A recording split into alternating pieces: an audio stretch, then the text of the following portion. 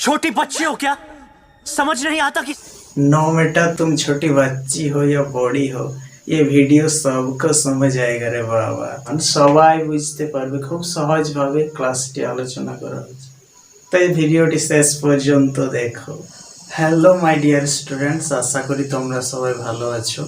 তোমরা দেখছো তোমাদের প্রিয় চ্যানেল পড়বো শিখবো আনন্দে। তোমাদের উদ্ভিদ হরমোনের অক্সিন, জিব্বেরেলিন এবং সাইটোকাইন তিনটি হরমোন সম্পর্কে বিস্তারিত আলোচনা করা হয়েছে। যদি না দেখে থাকো তাহলে প্লেলিস্টে গিয়ে দেখে নাও, অথবা আমি ডেসক্রিপশন বক্সেও তার লিঙ্ক দিয়ে দিচ্ছি, সেখান থেকে কিন্তু দেখতে পারো। তো আজকে আর কয়েকটি যে বাকি হরমোন রয়েছে সেগুলোর ব্যাপারেও আলোচনা করা হবে। যদিও তোমাদের অক্সিন, জিব্বেরেলিন এবং সাইটোকাইনিন এই তিনটি হরমোন সম্পর্কে বিস্তারিত জানলেই হবে, এবং বাকিগুলো সম্পর্কে হালকা একটু কাজগুলো জানলেই হবে। তো আজকে আরো কয়েকটি যেসব উদ্ভিদ হরমোন রয়েছে সেইগুলো সম্পর্কে আলোচনা করব। তো আমরা যদি আরো সেই ধরনের কয়েকটি প্রাকৃতিক হরমোন দেখি, তো আমরা দেখব যে একটি প্রাকৃতিক হরমোন রয়েছে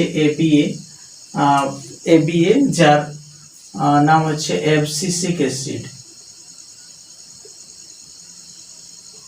তো এই এবিএ বা অ্যাবসিসিক অ্যাসিড বা অ্যাবসাইসিক অ্যাসিড কি করে? এটি উদ্ভিদের বৃদ্ধি প্রতিরোধ করে।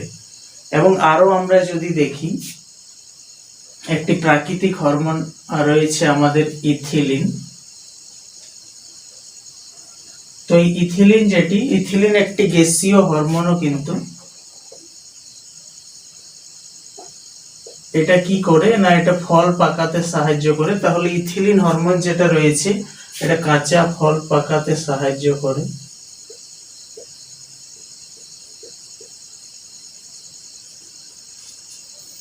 এরপর আমরা প্রকল্পিত হরমোন সম্পর্কে জানবো। তো প্রকল্পিত হরমোন হচ্ছে এমন এক ধরনের হরমোন যেগুলোর রাসায়নিক প্রকৃতি সম্পর্কে আমরা এখনো সঠিকভাবে জেনে উঠতে পারিনি, কিন্তু যাদের কাজ সম্পর্কে আমরা জানি সেই ধরনের হরমোনগুলিকে বলা হয় প্রকল্পিত হরমোন। তো কয়েকটি প্রকল্পিত হরমোন হচ্ছে যেমন আমাদের ফ্লোরিজেন।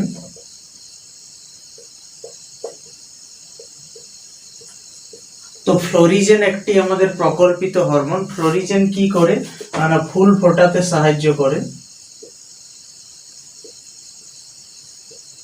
ফ্লোরিজেন হরমোন উদ্ভিদের ফুল ফোটাতে সাহায্য করে। সেই রকমই আরেকটি আমরা উদ্ভিদ হরমোনের নাম যদি দেখি, তা হচ্ছে ভার্নালিন। ভার্নালিনটাও কিন্তু একটা প্রকল্পিত হরমোন। এটা কি করে না, এটা বাসন্তীকরণে সাহায্য করে।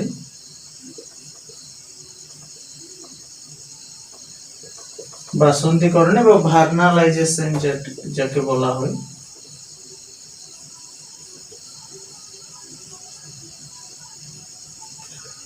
তাহলে এই দুটো ছিল আমাদের প্রকল্পিত হরমোন।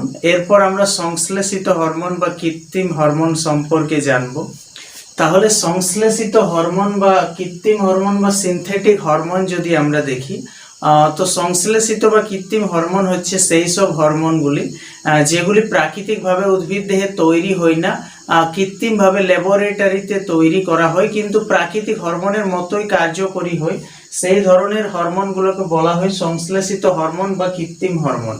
এবং আমরা যদি দেখি এই সংশ্লেষিত হরমোন বা কৃত্রিম হরমোন যেগুলো রয়েছে এগুলো কৃষিক্ষেত্রে কিন্তু ব্যাপক পরিমাণে প্রয়োগ করা হয়, এবং কৃষিক্ষেত্রে এগুলোর যে ভূমিকা রয়েছে সেই এখান থেকে কিন্তু খুবই বারবার এখান থেকে প্রশ্ন আসে, এবং এখান থেকে জিজ্ঞেস করা হয় যে কৃষিক্ষেত্রে সংশ্লেষিত বা কৃত্রিম হরমোনের প্রয়োগ, এই সংক্রান্ত প্রশ্ন কিন্তু বারবার আসে। তাহলে সেই নিয়ে আলোচনা করা হচ্ছে এবার। তো কৃষিক্ষেত্রে সংশ্লেষিত উদ্ভিদ হরমোনের প্রথম ভূমিকা আমরা যদি দেখি, তো দেখবো যে শাখা কলম থেকে নতুন উদ্ভিদ সৃষ্টি। তো আমরা দেখবো যে গোলাপ, আম, পেয়ারা, লেবু এই ধরনের যে উদ্ভিদ সেইগুলো থেকে শাখা কলম তৈরির সময় সেখান থেকে দ্রুত মূল জন্মানোর জন্য আমরা আইবিএ বা ইন্ডোল বিউটারিক অ্যাসিড, এনএনএ বা ন্যাপথলিন অ্যাসিটিক অ্যাসিড এইগুলো কিন্তু প্রয়োগ করে দ্রুত মূল উৎপন্ন করা যায়। এবং সেখান থেকে মূল উৎপন্ন হলে সেই মূলটিকে আমরা টবের মধ্যে কিন্তু প্রতিস্থাপিত করে সেখান থেকে কিন্তু নতুন উদ্ভিদ তৈরি করতে পারি।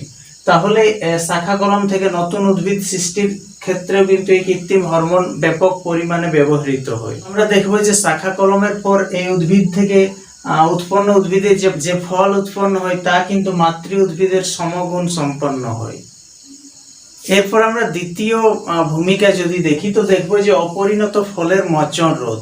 তো আমরা দেখব যে অপরিণত মুকুল এবং ফল গাছ থেকে অসময়ে ঝরে পড়া রোধ করার জন্য আমরা কিন্তু কিছু সংশ্লেষিত হরমোন ব্যবহার করতে পারি, যেমন 2,4-D নামে এক ধরনের কৃত্রিম হরমোন রয়েছে যার পুরো নাম 2,4-ডাইক্লোরোফেনক্সিএসিটিক অ্যাসিড।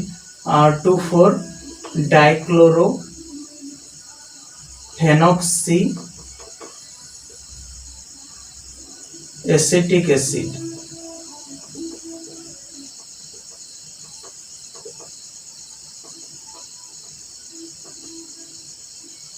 তাহলে এই যে 2,4-ডাইক্লোরোফেনক্সিএসিটিক অ্যাসিড রয়েছে এটা কিন্তু উদ্ভিদের অপরিণত ফলের মচন রোধ করে। যেমন আমরা আম গাছের ক্ষেত্রে যদি দেখি অনেক সময় অপরিণত মুকুল কিন্তু গাছ থেকে ঝরে যায়, সেখানে যদি আমরা এই 2,4-D ব্যবহার করি তাহলে কিন্তু সেই অপরিণত যে মুকুল তা কিন্তু ঝরে পড়া থেকে রোধ করা যাবে। এর পরবর্তী কাজ যদি আমরা দেখি তো আগাছা নাশক হিসাবে দেখব যে ধান, গম, যব প্রভৃতি শস্য ক্ষেত্রে কিছু অবাঞ্ছিত আগাছা যদি জন্মায় তাহলে সেখানেও কিন্তু আমরা এই কৃত্রিম কিছু হরমোন ব্যবহার করতে পারি, যেমন 2,4-D, 2,4,5-D, MCPA এই ধরনের কিছু কৃত্রিম হরমোন ব্যবহার করে আমরা কিন্তু কৃষিক্ষেত্রে যে অবাঞ্ছিত আগাছা তা কিন্তু আমরা নির্মূল করতে পারি। তাহলে কৃষিক্ষেত্রে এটাও কিন্তু ব্যাপক পরিমাণে ব্যবহৃত হয়। এবং আমরা যদি দেখি যে কৃষিক্ষেত্রে যে একবীজপত্রী যেসব শস্য সেইগুলোর কিন্তু এটা ক্ষতি না করে দ্বিবীজপত্রী যে আগাছা থাকে সেইগুলোর পাতা চৌড়া অনেকটা হয়, সেগুলোর উপর কিন্তু এই হরমোনগুলো বেশি ক্রিয়া করে এবং তার ফলে কৃষিক্ষেত্র থেকে যে অবাঞ্ছিত আগাছা সেইগুলোকে কিন্তু নির্মূল করতে সাহায্য করে। এর পরবর্তী কাজ আমরা যদি দেখি তো দেখবো যে বীজবিহীন ফল তৈরিতে। তো বীজবিহীন ফল তৈরিতেও কিন্তু এই কৃত্রিম অক্সিন হরমোন ব্যাপক পরিমাণে ব্যবহৃত হয় এবং কৃত্রিম অক্সিন হরমোন যেমন NNA, naphthalene acetic acid, IVA, ইন্ডল butyric acid এইগুলো প্রয়োগ করে অনেক কিন্তু বীজবিহীন ফল তৈরি করা যায়। এই যে naphthalene acetic acid, NNA, IVA, ইন্ডল butyric acid এইগুলো প্রয়োগ করে কিন্তু পরাগযোগ বা নিষেক ছাড়াই বীজবিহীন ফল তৈরি করা যায়।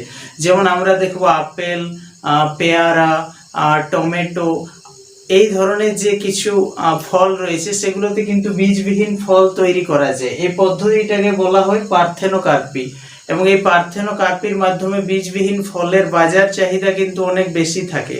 তাহলে এগুলি প্রয়োগ করে কিন্তু অনেক অর্থনৈতিক ভাবেও চাষিরা লাভবান হচ্ছেন এবং এইভাবে কিন্তু আমরা কৃত্রিম হরমোন যেগুলো রয়েছে সেগুলো কিন্তু কৃষি ক্ষেত্রে ব্যাপক পরিমাণে এগুলো ব্যবহার করা হচ্ছে এবং এখান থেকে তাহলে এই বিষয়গুলো তোমাদের মনে রাখতে হবে।